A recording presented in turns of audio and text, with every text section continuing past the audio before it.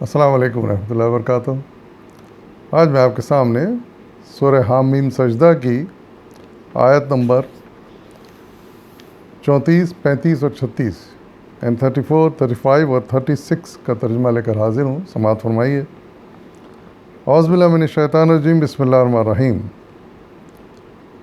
اور اے نبی صلی اللہ علیہ وسلم، نیکی اور بدی یکساں نہیں ہیں، تم بدی کو اس نیکی سے دفع کرو جو بہترین ہو، تم دیکھو گے کہ تمہارے ساتھ جس کی عداوت پڑی ہوئی تھی وہ جگری دوست بن گیا ہے۔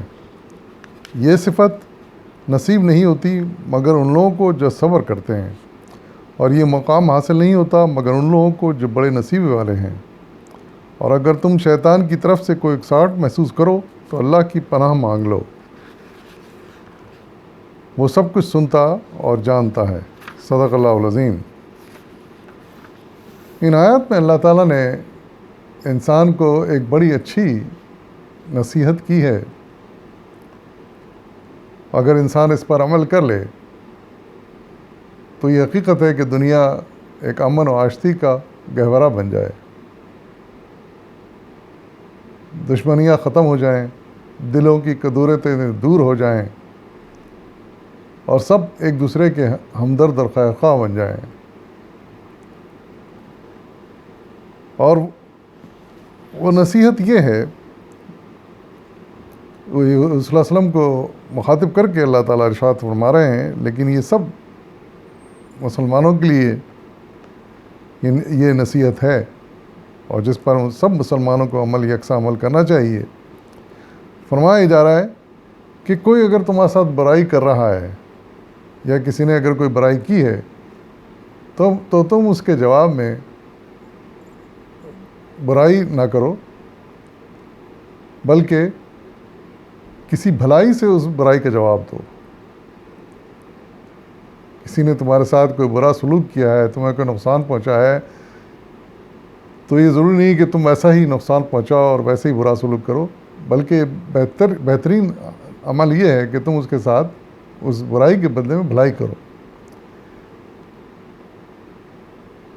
ایک تو یہ ہے کہ ہم اس کی برائی کو، اس کی زیادتی کو ہم معاف کر دیں، یہ بھی خود بذات خود ایک بڑا کام ہے، اور اللہ تعالیٰ کو پسند ہے کہ کسی کی زیادتی کو معاف کر دیا جائے۔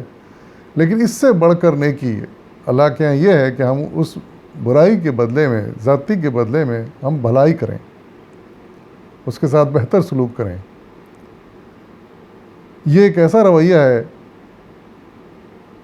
کہ اگر جس پر عمل کر لیا جائے تو قوی امکان اس بات کا ہے کہ جس ہماری دشمنی چل رہی ہے، جو ہمارا دشمن ہے، وہ اپنی دشمنی چھوڑ سکتا ہے، اس کے دل میں ہماری بھلائی جگہ بنا سکتی ہے، اس کو احساس ہو سکتا ہے کہ میں نے تو اس کے ساتھ برائی کی، زیادتی کی، اور یہ میرے ساتھ بھلائی کر رہا ہے، نیکی کر رہا ہے۔ یہ چیز اس کے دل میں گھر کر سکتی ہے، اور نتیجہ اس کا یہ ہو سکتا ہے کہ وہ دشمنی اور اختلاف چھوڑ دے اور ہمارا ایک جگری دوست بن جائے، ہمارا خیرخواہ بن جائے، جس طرح ہم نے اس کے ساتھ خیرخواہی کی ہے۔ یہ ایک بہترین عمل ہے جو انسانوں کے کرنے کا ہے، اور اللہ تعالیٰ ارشاد فرما رہے ہیں کہ یہ خاصیت عام لوگوں میں نہیں پائی جاتی، یہ بہت اچھے لوگوں میں پائی جاتی ہے جو نہایت اعلیٰ درجے کا اخلاق رکھتے ہوں، اور جو بھی یہ نیکی کا کام کرے گا یقیناً اللہ تعالیٰ کے یہاں اس کا بڑا اجر پائے گا اور صابروں میں شمار ہوگا۔ اور ظاہر ہے کہ پھر اس کے بدلے میں اس کو اللہ تعالیٰ بڑے اچھے نصیب والا بنائے گا، اور ایسی ایسی عنایتیں اس کی ہوں گی جس کا ہم اندازہ نہیں کر سکتے۔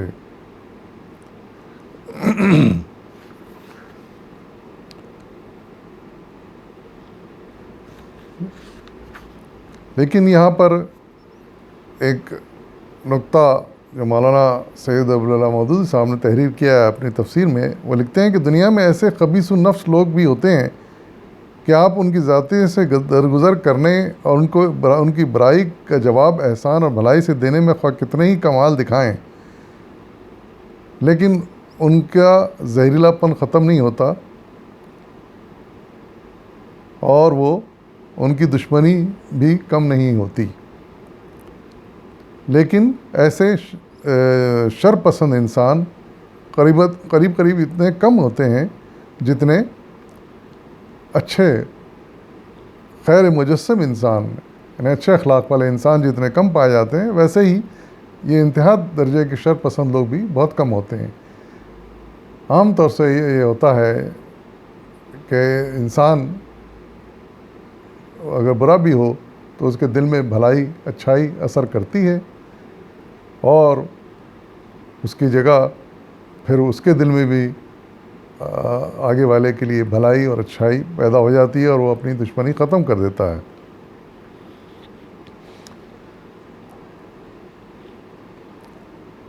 پھر آگے ارشاد فرمایا کہ اگر تم شیطان کی طرف سے کوئی اکساہٹ محسوس کرو تو اللہ کی پناہ مانگ لو، وہ سب کچھ سنتا اور جانتا ہے۔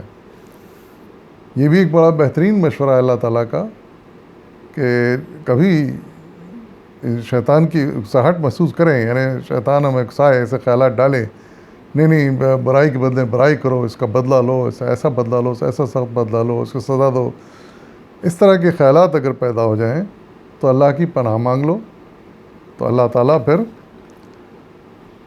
تمہارے دل و دماغ سے ان شیطان کی اکساہٹوں کو نکال دے گا، اور تم پھر نیکی کی طرف راغب ہو جاؤ گے۔ اور اللہ تعالیٰ سب کچھ دلوں کا حال جانتا ہے، جیسے کہ پہلے کی آیت میں بھی آ چکا ہے۔ اس سلسلے میں ایک واقعہ مولانا سید عبداللہ مودودی صاحب رحمۃ اللہ علیہ نے تحریر کیا ہے۔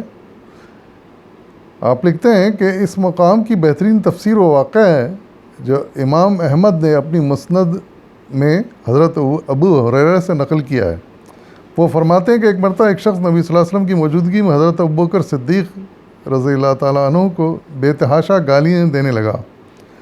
حضرت ابوبکر خاموشی کے ساتھ اس کی گالیاں سنتے رہے، اور نبی صلی اللہ علیہ وسلم انہیں دیکھ کر مسکراتے رہے۔ آخرکار جب جناب صدیق کا پیمانہ صبر سے لبریز ہو گیا اور انہوں نے بھی جواب میں اسے ایک سخت بات کہہ دی، ان کی زبان سے وہ بات نکلتے ہی حضور پر شدید انقباض طاری ہوا اور چہرے مبارک پر نمایاں ہونے لگا، یعنی ناگواری کے اثرات، اور آپ فوراً اٹھ کر تشریف لے گئے۔ حضرت ابوبکر بھی اٹھ کر آپ کے پیچھے ہو لیے اور راستے میں عرض کیا کہ یہ کیا ماجرا ہے؟ وہ مجھے گالیاں دیتا رہا اور آپ خاموش مسکراتے رہے، مگر جب میں نے اسے جواب دیا تو آپ ناراض ہو گئے۔ فرمایا جب تک تم خاموش تھے ایک فرشتہ تمہارے ساتھ رہا اور تمہاری طرف سے اس کو جواب دیتا رہا، مگر جب تم بول پڑے تو فرشتے کی جگہ شیطان آ گیا۔ میں شیطان کے ساتھ تو نہیں بیٹھ سکتا تھا۔ صدق رسول کریم۔ تو یہ واقعہ بتاتا ہے کہ ہم کسی کے ساتھ نیکی اور بھلائی کرتے ہیں تو اللہ تعالیٰ ہماری مدد کرتا ہے، اور کوئی برائی کرتے ہیں، غلط کام کرتے ہیں تو اللہ تعالیٰ اس سے واقف ہے۔ تو اسی لیے حتی الامکان کوشش کرنی چاہیے کہ ہم برائی کے جواب میں برائی نہ کریں، بری بات کے جواب میں بری بات نہ کریں، حتی الامکان صبر برداشت سے کام لیں۔ اس کا پہلا درجہ یہ ہے کہ ہم اسے معاف کر دیں، اور بہترین درجہ یہ ہے کہ ہم اس برائی کا جواب بھلائی سے دیں، نیکی سے دیں۔ وآخر دعوانا والحمد للہ رب العالمین۔